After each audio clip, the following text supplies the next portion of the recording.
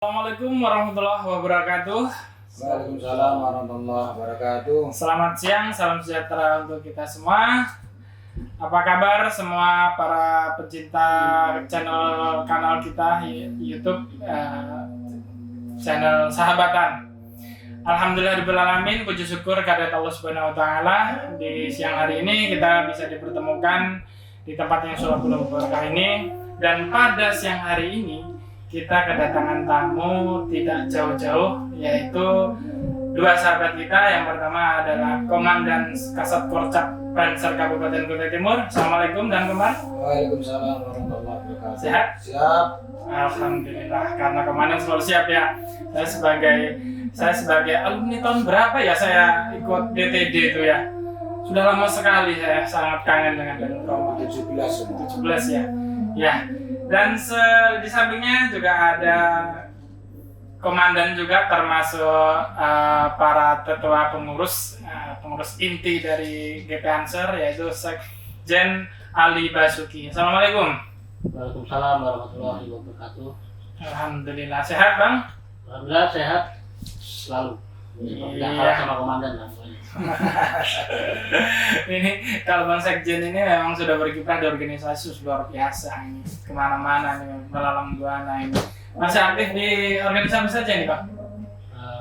Saya yang organisasi kalau yang utama di Ansor gitu ya, karena jadi sekretaris di kabupaten.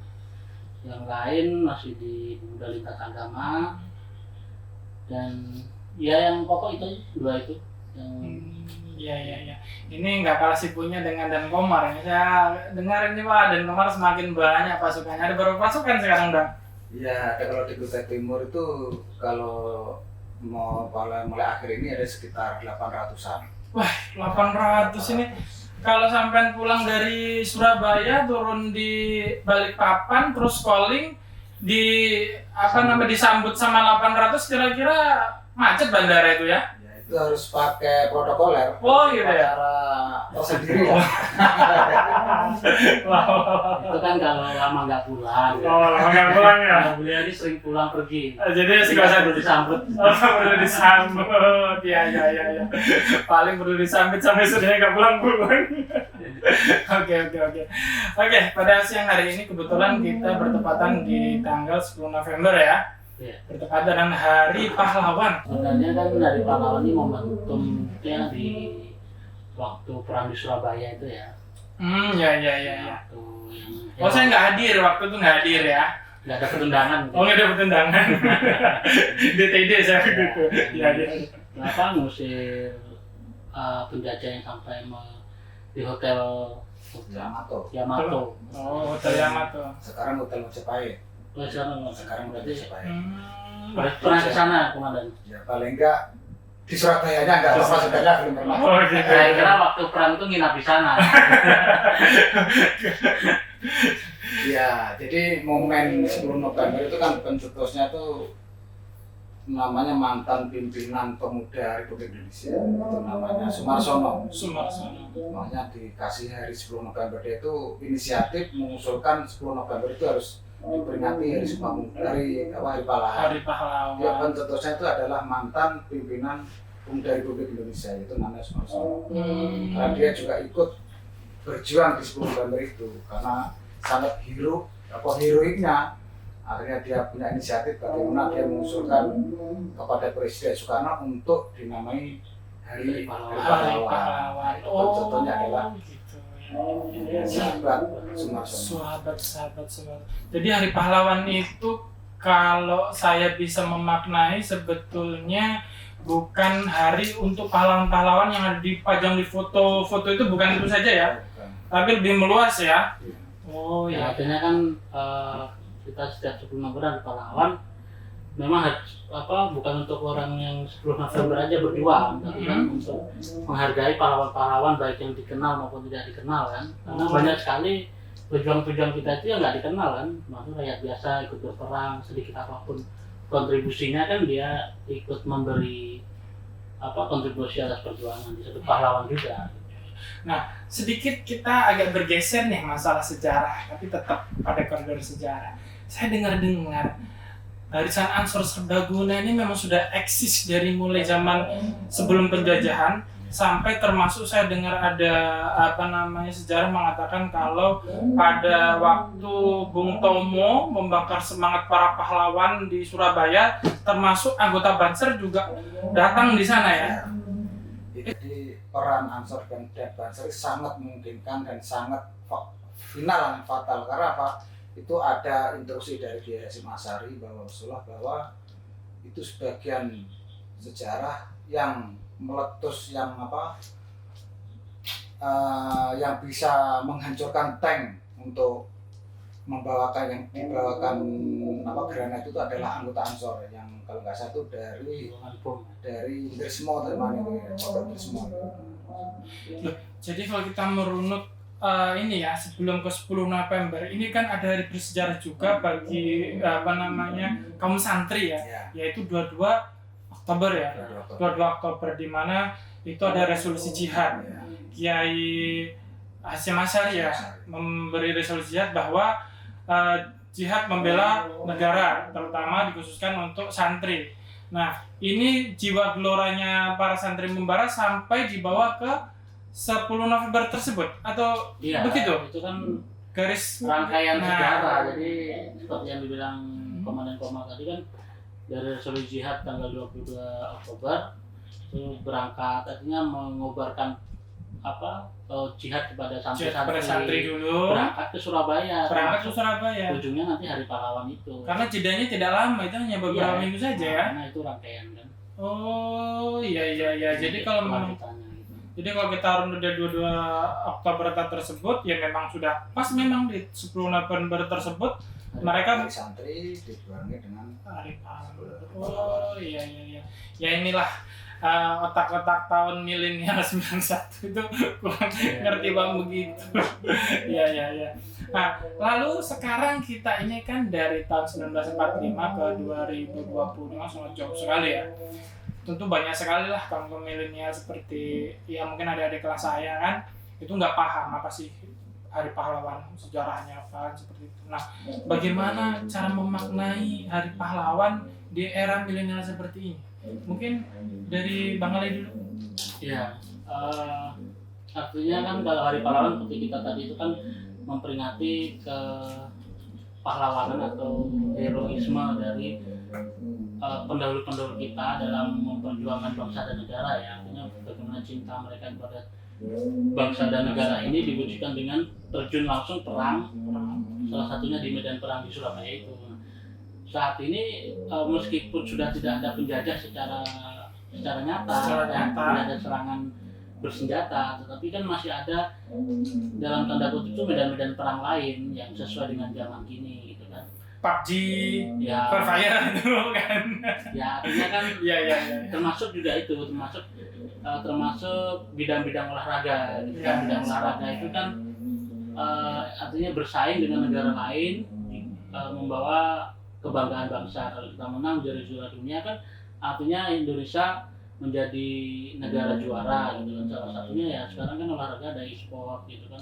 Anak-anak milenial ini kan main game gitu kan, bisa diarahkan ke sana, ini menjadi juara dunia e-sport dan sebagainya. Dan itu juga membawa nama Indonesia, kebanggaan, menaklukkan negara lain dalam tanda kutip, dan sama dengan yang dilakukan jiwanya atau semangatnya sama dengan perjuangan pendahulu kita. Nah, ini kan kalau dalam kaum milenial ya zaman sekarang ya susah ya kalau kita untuk unjuk angkat pedang angkat bambu runcing ya.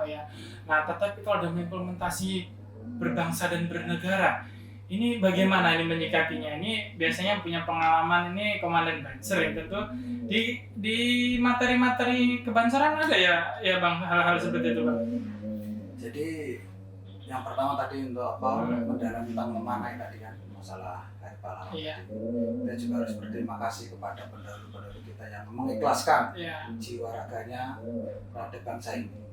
Dan Indonesia tuh butuh seperti itu. Soekarno, Bung Hatta, dan apakah tokoh-tokoh sekarang itu ada seperti itu?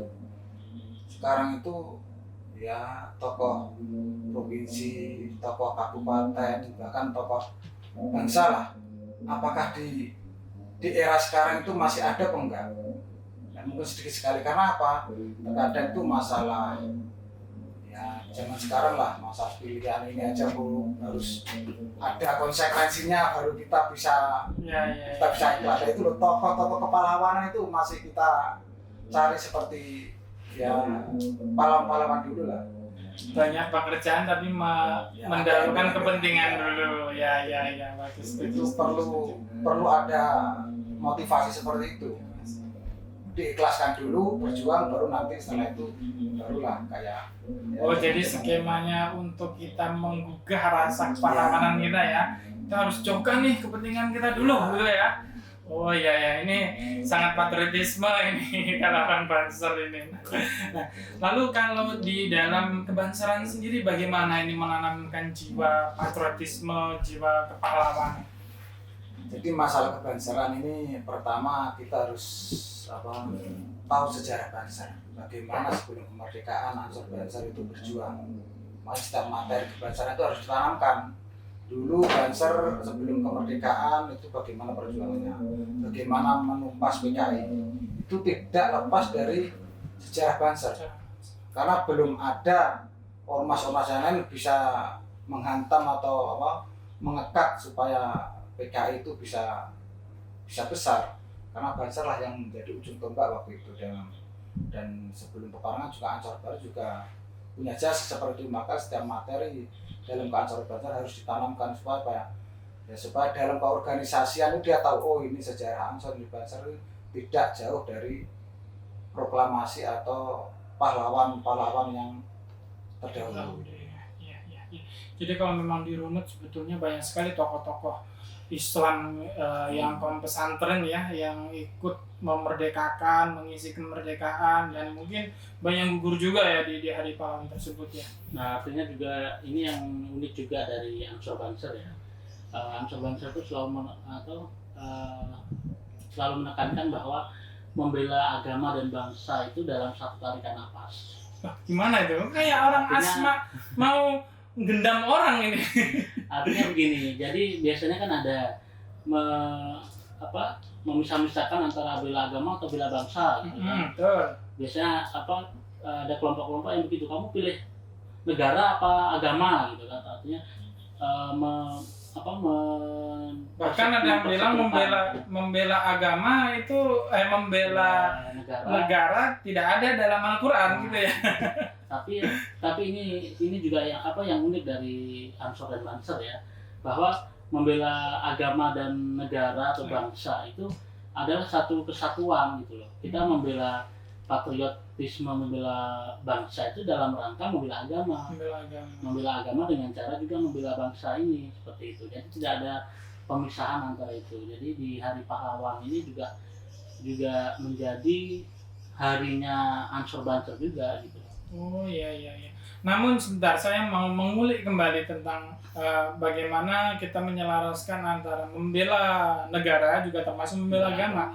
Walaupun negara ini bukan negara Islam, bukan negara agama, tapi negara yang beragama. Negara yang beragama, betul. Berarti walaupun kita bukan seorang TNI lah ya, bukan seorang TNI atau tentara atau polisi, kita sebagai pemuda cukup dengan semangat membela agama, itu membela negara itu juga termasuk dengan membela agama, walaupun kita tidak menjadi seorang polisi atau tentara seperti itu ya. Ya artinya begini, membela negara itu kan bisa sesuai bidang masing-masing ya. Tentara dan polisi dengan bidangnya, dan kita sebagai masyarakat sipil juga dengan bidangnya. Lalu bagaimana sih membela bangsa kok dianggap juga membela negara gitu kan? Logika gampangnya gini, kita itu beragama itu kan, ritual agama itu kan seperti kalau kita di Islam kan sholat Jumat, puasa gitu. Nah, dalam melakukan itu kita kan butuh namanya kondisivitas. Ya, kondisivitas artinya lingkungan yang tenang, masjidnya ada. Benar.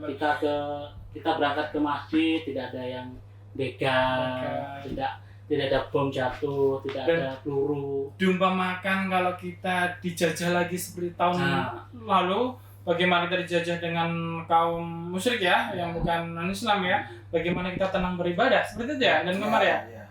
Kan banyak contohnya seperti di negara-negara yang konflik kan Iya. orang beribadah nggak tenang, artinya melaksanakan keagamaannya tidak tenang karena Sholat. negaranya konflik gitu loh. Sholat Jumat di bom, Nah, yang seperti bom itu. sama Islam, beda pemahaman saja, ya kan? Betul. Nah, artinya itu, jadi kenapa membela negara ini atau membela negara salah satu dalam bentuk menjaga kondisivitasnya adalah juga demi membela agama agar kita tenang dalam beragama seperti itu. Lalu termasuk dengan menjaga kerukunan kepada orang yang non-Muslim, itu bagaimana menyelaraskannya? Iya, ini menarik juga sih. Sebelum dijawab Kang Komar juga kan, kenapa kita juga harus menjaga kerukunan dengan non-Muslim ya? Ya jelas pertama adalah karena kita sudah sepakat bahwa negara ini adalah bukan negara satu agama kan, negara milik bersama. Ini kata Balika. Ada kesepakatan. Kita sebagai umat Islam, salah satu bagian dari negara itu harus konsekuen dengan kesepakatan yang dibuat. Jadi kita melindungi semua unsur di dalam negara ini, agama apapun. Selama itu juga tidak mengganggu kita kan, tidak mengganggu agama kita juga kan, seperti itu. Dan itu dalam skop nasional ya. Dalam skop sekarang juga kita itu juga ada di zaman globalisasi kan. Nah, ini menariknya begini. Kenapa sih Banser tuh kok jagain gereja gitu? Nah, apa sih jaga gereja? Jumat aja nggak dijagain gitu ya. Karena gini, memang teman-teman di lain agama itu kan memang minoritas ya. Minoritas. Umpamanya jika ada yang berpikir jika tersakiti toh ya itu minoritas itu kan. Ya. Tapi kita itu kan ada di era globalisasi yang semua kabar tuh bisa menyebar sedunia kan. Bayangkan bila ada minoritas non-Muslim yang diganggu oleh salah satu kelompok Muslim, ya kan? Itu beritanya pasti akan menjadi dunia dan itu akan mencemarkan nama kita sendiri bahwa Muslim ini ya bisa melindungi. Ya, buktinya ada yang tidak aman di negara yang mayoritas Muslim. Nah, itu adalah sebenarnya kenapa tugas-tugas seperti Banser itu dilaksanakan. Jadi jangan dilihat kok jaga gereja, justru jaga gereja itu juga jaga nama baik Muslim, nama baik Islam. Dan hal tersebut bagi Banser juga tidak bermasalah. Iya, nggak masalah ya. Saya perdalam tadi ya. Oke. Kenapa kok Banser itu menjaga gereja? Sebenarnya itu nggak ada interupsi sih. Kalau memang negara ini aman. Oh begitu. Nah, ya. Karena negara ini nggak aman, anggaplah nggak aman dari ada potensi, ya kan, dari kelompok-kelompok sebelah yang ingin ya paling nggak ingin memberi air keruh pada negara ini. Akhirnya apa? Banser inisiatif mengawal negara Kesatuan Republik Indonesia dan juga tidak ingin agama Islam ini dicederai. Makanya Banser ikut menjaga gereja. Salah satu fenomena yang pernah terjadi kisahnya Rian Banser. Ya. Mojokerto, dan beliau ya termasuk pahlawan lah bisa dibilang seperti itu ya. Bayangkan kalau waktu dulu Rian tidak punya inisiatif untuk mengamankan bom tersebut, habis satu gereja ya. Dan itu bisa mencerai nama bangsa Indonesia. Dan padahal waktu itu Rian menjaga gereja itu bukan instruksi nasional ya, memang sudah tradisi. Memang itu dari Satkorjon atau Satkorcap tempat itu ya, karena pas masa itu memang kaum sebelah itu bagaimana caranya kaum non Muslim itu bisa itu yang tadi dibilang berpotensi ya seperti itu. Oh iya. Nah sedikit sebelum kita bergeser ya, memang yang viral kan Banser jaga gereja, tapi perlu diketahui juga Banser itu juga jaga pengajian gitu loh. Di desa-desa coba cek di desa-desa kultural itu lah paling enggak. Semua pengajian tuh dijaga oleh Banser. Ada jutaan pengajian di Indonesia ini yang setiap pengajian dijaga Banser. Jadi jangan cuma lihat pas hari Natal aja kok Banser ada di gereja, tapi coba lihat pas Maulid, ya kan? Ya, Islam yang jaga alurnya jalan, lalu lintas, berikan tenda, bikin semua ya Banser. Jadi jangan gereja dijaga sementara umat Islam enggak. Itu orang yang syirik aja. Makanya. Kalau anak zaman sekarang bilang iri, bilang bos. Dan contoh yang terakhir kemarin kan termasuk kecolongan kan, walaupun Iya. pas acaranya Maulid yang diisi oleh Syekh Ali Jabir Ali itu. Jabir. Nah, itu memang panitia setempat mungkin tidak meneruskan untuk minta pengamanan terhadap banser. Akhirnya itulah, walaupun bukan non muslim, bahkan walaupun seorang ulama pun ya bisa dicerai oleh golongan sebelah itu. Makanya itu sangat berperan sekali banser terhadap negara kesatuan ini. Ulama aja dijaga, apalagi hatimu Ya. gitu ya. Nah, jangan khawatir untuk mengikuti diklat SAR atau diklat Ansor Banser. Nah, ini nih. Kenapa? Sebentar lagi mungkin Ansor Banser Kota Timur akan mengadakan diklat. Diklat. Mungkin para sahabat-sahabat orang tua yang punya anak yang berpotensi untuk ya kan menjaga NKRI khususnya kota atau Kabupaten Jawa Timur, silakan. Nah. Ketika ada pendaftaran, Syaratnya apa nih? pertama memang syaratnya muslim. Muslim, Yang kedua adalah minimal umur 17 tahun. 17 tahun. Dan kalau di bawah 17 tahun itu harus ada surat dari orang tua. Orang tua. Karena kalau ada apa-apa kan orang tuanya bisa bertanggung jawab. Dan ini real ikut dalam rasa keikhlasan ya. keikhlasan, karena di Banser itu tidak ada gaji, bahkan baju pun harus beli sendiri. Beli sendiri ya. Misalnya ada kaos, baju beli sendiri. Banser itu menarik. Ya. Menariknya itu apa ya? Ada semua elemen itu ada, mulai ibaratnya intelnya Indonesia itu ya Banser, ada tukang bakso itu jadi Banser, orang pegawai bangunan jadi Banser, dan lain. Ada yang kemarin viral di halaman Instagramnya Banser Nasional, salah satu anggota Banser lulus jadi TNI. Tapi waktu ditanya, saya walaupun jadi anggota TNI tapi saya tidak keluar dari anggota Banser. Dia bilang seperti itu. Wah, luar biasa ya ini ya. Oke, mungkin dari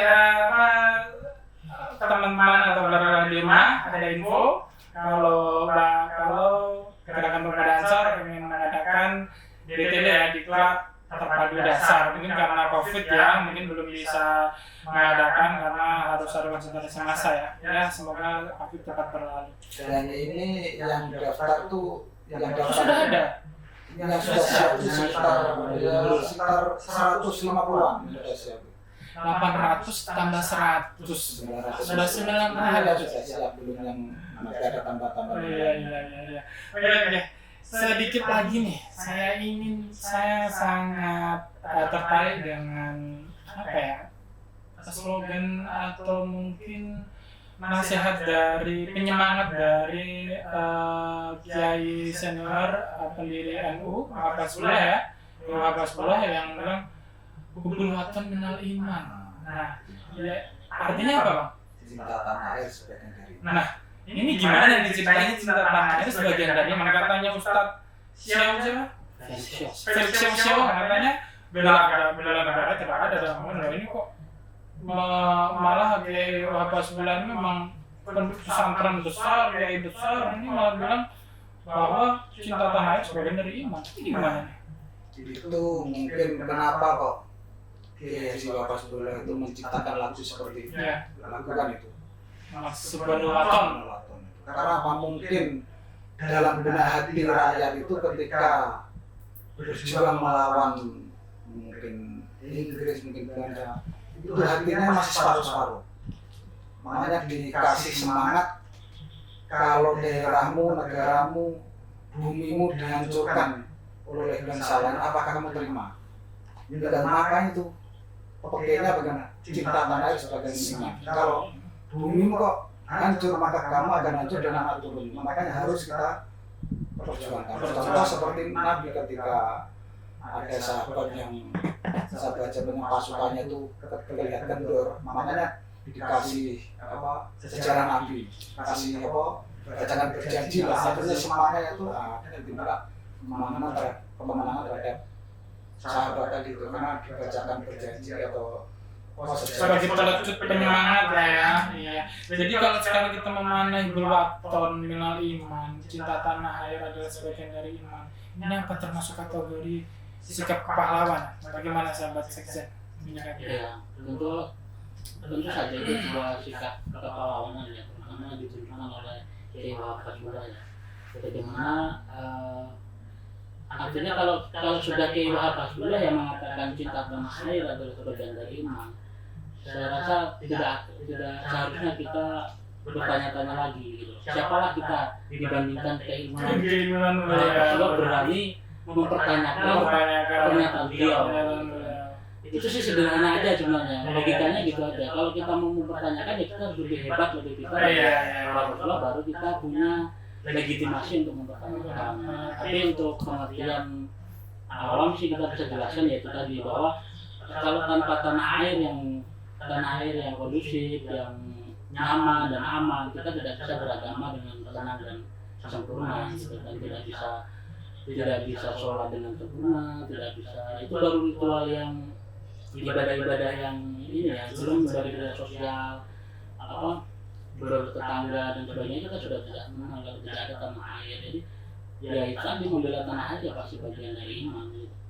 Apa gunanya kita tenang beribadah tetapi dalam kondisi perang, ya kan? Sama aja. Ya itu artinya sikap-sikap seperti itu yang harus yang di hari pahlawan seperti ini kita juga kita sosialisasikan, kita galakan ke teman-teman milenial terutama gitu. Jadi ya ini juga salah satu bentuk dari kepahlawanan ya. Jadi memelihara sikap nasionalisme agar semua orang cinta tanah air. Nah, ini juga bentuk-bentuk dari sikap kepahlawanan di era ini seperti itu.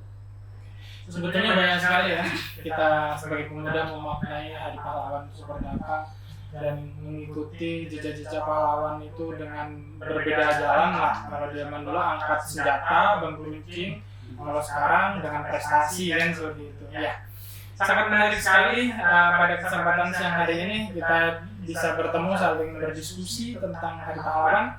Semoga kita tetap diberikan kesehatan, bisa bertemu lagi mengulas hal yang sekiranya penting sangat untuk dibahas. Mungkin itu saja sebelum ditutup. Mungkin ada sedikit quotes dari Sekjen dan Komandan Lancer tentang pemuda dan pahlawan. Silakan. Ya kalau dari saya sih, jadilah pahlawan di zaman apapun, termasuk di zaman ini kita masih bisa menjadi pahlawan untuk bangsa dan negara. Oke, baik. Ini dari saya, kita harus menciptakan pahlawan. Contohnya kalau misalnya ada duri di jalan, kita sisihkan, itu sebagian dari pahlawan. Karena apa ya? Kalau orang kena bisa mengakibatkan fatal, nah, ciptakan pahlawan. Jadilah kita sebagai pahlawan dan kita harus menjadi pemain, jangan menjadi penonton terus. Karena menjadi pemain itu sedikit banyak akan dikritik, akan diceritakan. Dengan kritikan itulah akhirnya timbul kita itu akan menjadi naik. Kalau kita menjadi penonton terus, namanya penonton seringnya mengolok, mengelaknya nggak maju-maju. Dan Kutai Timur itu butuh pahlawan untuk membangun Kutai Timur. Jadilah bupati yang menjadi pahlawan. Ya, bupati yang menjadi pahlawan. Kan ada yang bupati yang sananya ini. Tapi ciptakan Kutai Timur itu bupati yang menjadi pahlawan. Sekda, kepala dinas, camat, desa yang menjadi pahlawan di lingkungannya masing-masing. Lobet, sudah mati lobet sudah. Oke, terima kasih. Itu tadi ulasan dan ditutup dengan quotes dari narasumber kita. Terima kasih atas kehadirannya dan terima kasih kepada subscriber dan viewers. Jangan lupa tetap pada channel kita Sahabatan. Klik like and subscribe di channel kita.